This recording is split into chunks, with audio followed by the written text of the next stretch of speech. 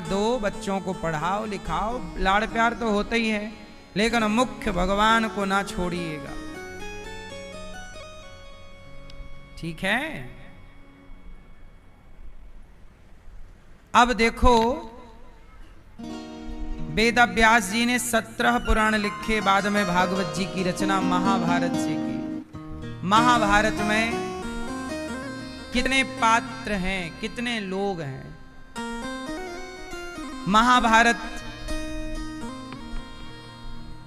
महाभारत में एक स्त्री है जिनका नाम है द्रौपदी, और द्रौपदी के पति हैं अर्जुन।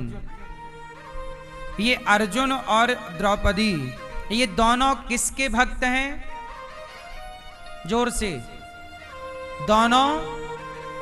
दोनों कृष्ण के भक्त हैं। द्रौपदी का तो नाम ही कृष्णा है। क्या नाम है? कृष्णा, अर्थात द्रौपदी कृष्ण की भक्त है। द्रौपदी, जब विवाह हो रहा था द्रौपदी का, तो द्रौपदी के विवाह में भगवान कृष्ण आए थे। द्रौपदी के विवाह में कौन आया? कृष्ण आए। अर्जुन ने धनुष पर डोरी चढ़ाई और यंत्र पर प्रहार किया। जैसे आप लोग कहते हैं मछली की आंख में, मछली की आंख नहीं लिखा महाभारत में कि यंत्र बांधा गया था, उसे भेदना था। तो अर्जुन ने उस पर बाण चलाया जो बड़े बड़े योद्धा नहीं कर पाए। द्रौपदी ने अर्जुन का वरण किया, माला पहनाया, और माला पहनाया तो द्रौपदी अर्जुन की हो गई पत्नी। लेकिन द्रौपदी जो कि यज्ञ से प्रकट हुई एक नारी है, यज्ञ से प्रकट हुई एक नारी पर समाज ने कितना अत्याचार किया। द्रौपदी से विवाह करना चाहता था दुर्योधन, द्रौपदी से विवाह करना चाहता था कर्ण, पर विवाह हुआ किसके साथ? अर्जुन के साथ। अच्छा, विवाह तो हो गया, लेकिन दुर्योधन के अंदर द्रौपदी को पाने की कामना जागी रही। मुझे इसे पाना है। द्रौपदी को पाने के लिए दुर्योधन ने षड्यंत्र रचा, जुआ का। पांडवों को जुआ में धृतराष्ट्र से बुलवाया कि आप बुलाइए। धृतराष्ट्र ने पांडवों को पत्र लिखा कि भैया आओ, यहां थोड़ा टाइम बिताओ, खेल खेलते हैं। पांडव आ गए। आए तो द्यूत क्रीड़ा रखी, बोले टाइम पास के लिए जुआ खेल लो। जबकि धर्मराज युधिष्ठिर कभी जुआ नहीं खेलते थे। जुआ खेलना जानते तो एकाध दाव तो जीतते ना। सारे दाव हार गए धर्मराज, सारे दाव हार गए। इसका मतलब इन्हें खेलने का अभ्यास नहीं था। और जब खेलने का अभ्यास नहीं था और नियम यह होता है कि जो खेलेगा जुआ वही पासे फेंकेगा, तो युधिष्ठिर जुआ खेल रहे थे तो युधिष्ठिर के पासे युधिष्ठिर ही फेंक रहे थे। पर सामने वाली पार्टी में खेल कौन रहा था? दुर्योधन।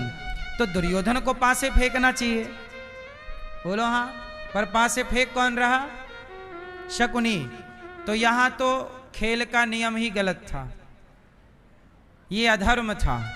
पर चूंकि धर्मराज को लगा कि चलो दुर्योधन की खुशी इसमें है, तो चलो जैसे दादाजी पोते के साथ कबड्डी खेल लेते हैं, कबड्डी कबड्डी कबड्डी कबड्डी कबड्डी, और दादाजी हार जाते हैं, पोता जीत जाता है। पोता बड़ा खुश होता, मैं जीत गया, मैंने दादाजी को हरा दिया। ये खेल केवल जो दादाजी खेलते हैं, जो पिताजी अपने बच्चे के साथ खेलते हैं, वो केवल बच्चे की खुशी के लिए होता है।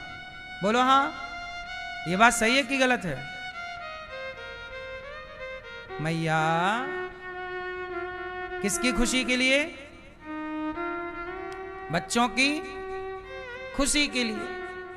अच्छा, तो धर्मराज युधिष्ठिर को भी लगा कि चलो मेरा छोटा भाई दुर्योधन तो छोटा भाई है, छोटा भाई खुश हो रहा, चलो खेल। लेकिन धर्मराज को ये नहीं पता था कि ये जुआ टाइम पास के लिए खेला गया, पर वो सही में तब्दील हो गया। और दाव लगाते गए, सब हारते गए। धर्मराज ने अपने को भी दाव पर लगा दिया और धर्मराज युधिष्ठिर खुद को भी हार गए। खुद को क्या हुआ? जब खुद को हार गए तब कहा दुर्योधन ने, एक दाव और है, तुम अपनी पत्नी द्रौपदी को दाव पर लगाओ, यदि ये जीत गए तो सब आपका, आखिरी एक दाव। धर्मराज को लगा चलो, जुआ तो बुद्धि भ्रष्ट कर देता है। अच्छा, जुआ ने ऐसा बात, कहते ना जुआ में कलयुग का वास होता है। जुआ में किसका वास?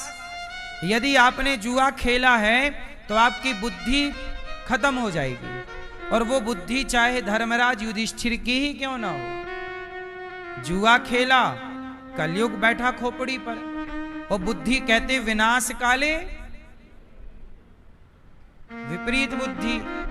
धर्मराज युधिष्ठिर की बुद्धि पर कलयुग सवार हुआ और इन्होंने ना चाह कर भी अपनी पत्नी को दाव पर लगा दिया। किसे? द्रौपदी को।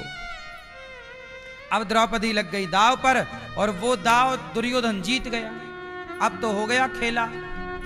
अब बोला जाओ दुशासन, द्रौपदी को पकड़ के लाओ। दुशासन गया। द्रौपदी बहुत सुंदर नारी थी। नारी द्रौपदी नहीं मुस्कुराती तो भी उनका चेहरा ऐसा लगता है मुस्कुरा रही। द्रौपदी बहुत सुंदर थी। अच्छा, द्रौपदी गोरी नहीं थी। उनका नाम क्या है? कृष्णा। क्यों नाम है? क्योंकि वो सांवली है। द्रौपदी कैसी है? गोरी नहीं है। आजकल हर लड़की को गोरी होना है, लगा लगा के क्रीम, फेयर एंड लवली लगा लगा के। गोरी की जरूरत नहीं है। आजकल जब से हमारे देश में अंग्रेज आए और जब से भारत के लोगों ने गोरी गोरी अंग्रेजों को देखा, तब से इनके अंदर गोरी वाला भूत चढ़ गया। वरना भारत की स्त्री तो सदा से सांवली रही है। अंग्रेजों जैसा तो रंग हमारे भारत का नहीं रहा। हाँ, हमारे भारत की नारी सुंदर तो है, गोरी भी है, सुंदर भी है। अच्छा, सांवली है तो भी सुंदर है। हमारे भारत में जम्मू के तरफ की नारियों का रंग अलग है, महाराष्ट्र के तरफ की, दक्षिण की तरफ की नारी और पुरुष का रंग रूप। हमारा भारत बड़ा है ना, तो चारों तरफ पूर्व पश्चिम उत्तर दक्षिण का पूरा गर्मी सर्दी का माहौल है, तो सब जगह की अपनी अपनी जलवायु है, तो जलवायु का प्रभाव है। बोलो हाँ कि ना?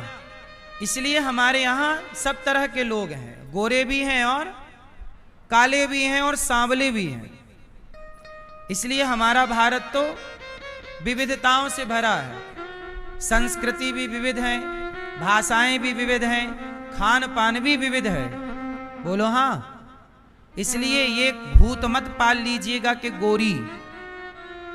द्रौपदी गोरी नहीं है, पर द्रौपदी सांवली है, पर इतनी सुंदर है कि उनके बारे में महाभारत में लिखा है, द्रौपदी जी के बारे में, कि द्रौपदी जी नहीं मुस्कुराती तो भी उनके चेहरा में एक मुस्कान छिपी रहती है। उनका चेहरा मुस्कुराने वाला सा है, मतलब बहुत सुंदर है। इसलिए कहते हैं कि आप भी थोड़ा मुस्कुराते रहा करिए। आप सुंदर कब लगेंगे? जब आप थोड़े स्माइल रखेंगे, हल्की सी मुस्कान। हंसिए मत ज्यादा, हा हा हा नहीं, हल्की सी स्माइल, इतनी सी। मैया ऐसे नहीं, ऐसे नहीं होता, थोड़ा स्माइल, थोड़ा और, ये ज्यादा है, थोड़ा और कम, कम भैया कम।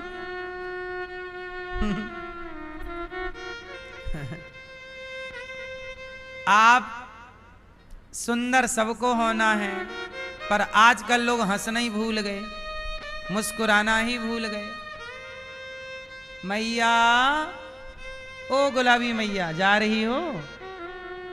हंसने जा रही हो बाहर? अरे वहां हंस के आओगी, यहीं हंस लो मेरी माँ। टाटा।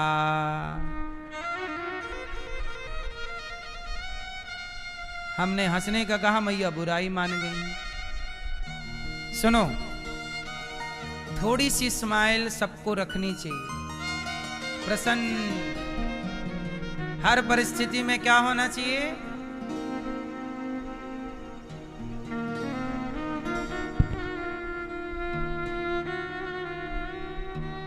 आप नहीं प्रसन्न हैं? अच्छा, शादी के बाद ना फिर आदमी का थोड़ा मुंह बन ही जाता है, क्यों?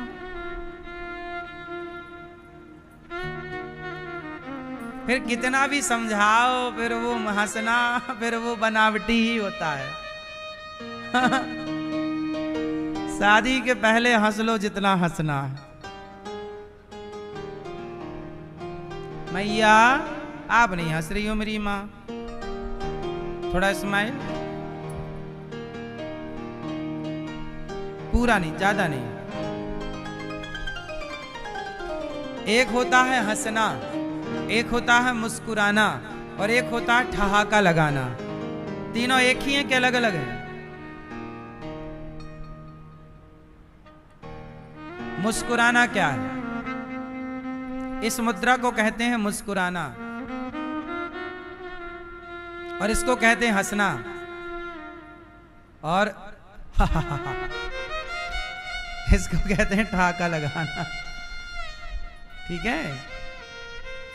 तो द्रौपदी के बारे में लिखा है कि वो मुस्कुराती नहीं थी तो भी उनका चेहरा ऐसा लगता था कि ये मुस्कुरा रही हैं। मतलब द्रौपदी सांवली थी, पर इतनी सुंदर थी कि उन्हें पाने के लिए बहुत राजा आए थे, लेकिन वो धनुष पर डोरी ना चढ़ा पाए, लक्ष्य को भेद ना पाए, तो उनका विवाह किसी से ना होकर अर्जुन ने किया तो अर्जुन से हुआ। पर द्रौपदी को जब महाभारत में द्यूत क्रीड़ा में हार गए तो दुशासन चला द्रौपदी को लाने, चलो अब हम तुम्हारे स्वामी हो गए हैं, हमने तुम्हें जीत लिया है उसमें द्यूत क्रीड़ा में। तो द्रौपदी ने पूछा कि दुशासन, ये बताओ कि महाराज पहले खुद को हारे हैं कि पहले मुझे हारे हैं? पहले किसे हारे हैं? धर्मराज पहले किसे हारे? पहले दांव पर किसे लगाया, स्वयं को कि द्रौपदी को? पहले खुद हारे हैं, खुद को दांव पर लगाया। तो द्रौपदी ने कहा कि जो खुद को हार चुका हो तो मैं हारे की पत्नी तो नहीं हूं। तो जो खुद दांव पर लगा चुका, जो खुद दास बन गया, तो अब उसे क्या अधिकार था कि वो मुझे दांव पे लगाता? इसलिए मैं दांव पे नहीं लगी, इसलिए तुम दूर हो जाओ दुशासन, यहां से जाओ। दुशासन नहीं माना। द्रौपदी बोली कि अभी मेरा ऋतुकाल चल रहा है। ऋतुकाल मतलब मासिक धर्म। उस समय द्रौपदी का मासिक धर्म चल रहा था। द्रौपदी बोली कि अभी मैंने अपने बाल धुले नहीं, केस धुले नहीं, मेरे बाल खुले हुए हैं और मैं बड़े घर की बहू हूं। ऐसी हालत में मैं जाने के योग्य नहीं हूं। इस समय मुझे अलग रहने दो, मुझे ना ले जाओ। दुशासन बोला नहीं चलो। एक ना सुना, इतना दुष्ट। द्रौपदी ने मना किया तो द्रौपदी के बाल पकड़ लिए। सोचिए, ये देवर है, दुशासन रिश्ते में क्या लगा? देवर। और भाभी के बाल पकड़ लिया, नहीं आई तो घसीट कर लाया, सभा में ले गया। नारी का अपमान होता रहा। द्रौपदी हर सभासद से सवाल करती रही कि बताओ, युधिष्ठिर पहले स्वयं को हारे हैं, फिर मुझे हारे हैं, तो बताओ मैं कैसे दांव पे लगी, मैं कैसे हारी? मेरे साथ अन्याय हो रहा है। मुझे न्याय दीजिए महाराज। पर द्रौपदी के साथ अन्याय होता रहा, कोई ना बोला एक पक्ष में, चिल्लाती रही द्रौपदी, कोई ना बचाया। द्रौपदी अर्जुन को आवाज लगाती हैं, अर्जुन तुम तो मेरे स्वामी हो, तुमने मेरा वरण किया है, तुम गांडीवधारी हो, तुम बलवान हो, तुम अपने पत्नी की रक्षा करो। पर अर्जुन भी हार चुके थे, दासत्व स्वीकार कर लिया था उसका, दुर्योधन का। हारा हुआ जीते हुए का दास। अब सब को बुलाती रही, पर कोई ना आया।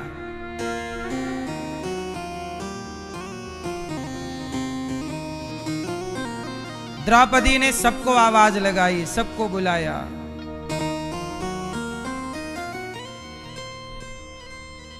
जब द्रौपदी ने किसी को अपनी ओर आते ना देखा, तब द्रौपदी ने भगवान को पुकारा। याद रखिएगा, द्रौपदी से ज्यादा सुंदर आप नहीं हैं, द्रौपदी से ज्यादा बलवान आपके पति नहीं हैं? द्रौपदी के पति बलवान हैं, अर्जुन। आपके पति इतने अर्जुन जैसे तो नहीं हैं।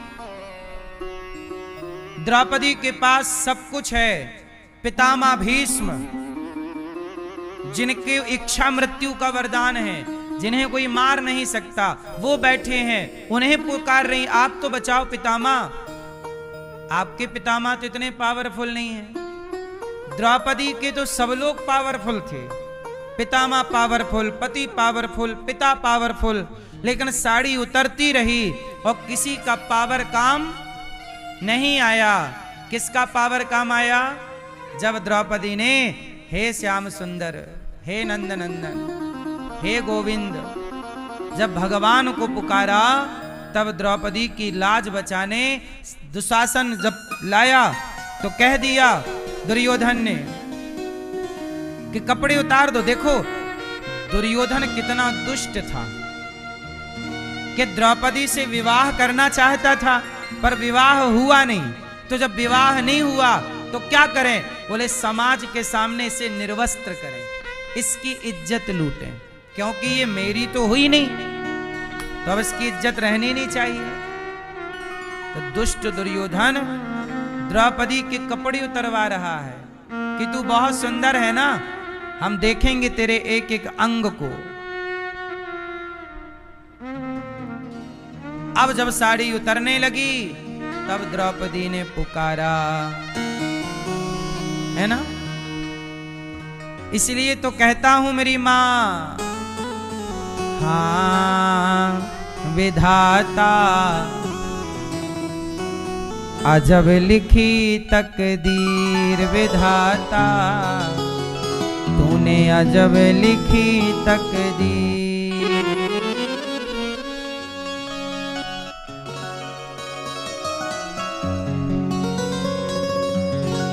होना था अभिषेक राम का, होना था अभिषेक राम का, होना था अभिषेक राम का, और बन को गए रघुवीर, विधाता तूने अजब लिखी तकदीर।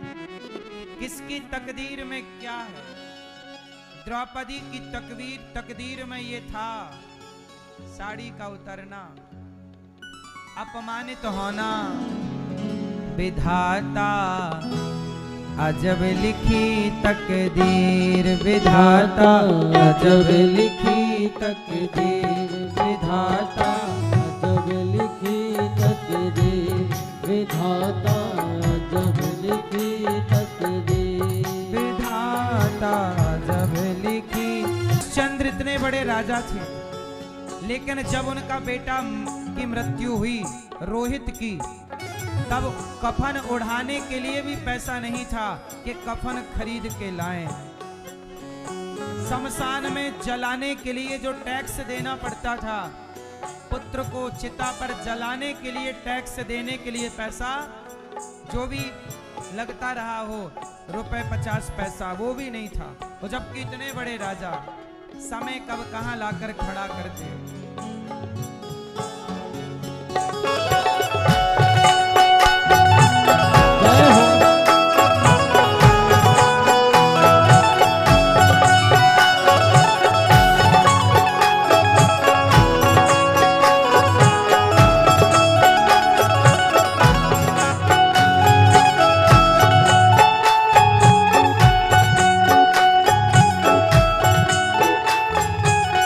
और नीर भरन जब श्रवण पहुँचे, नीर भरण जब श्रवण पहुँचे, श्रवण कुमार पहुँचे। बूढ़े बाप को प्यास लगी।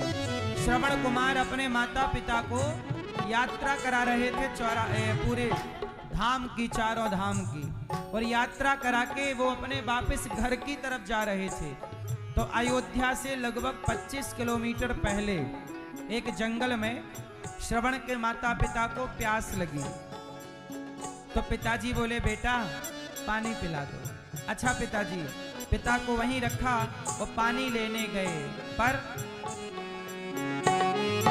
नीर भरन जब श्रावण पहुँचे, नीर भरण जब श्रवण पहुँचे, लागा तीर प्राण तब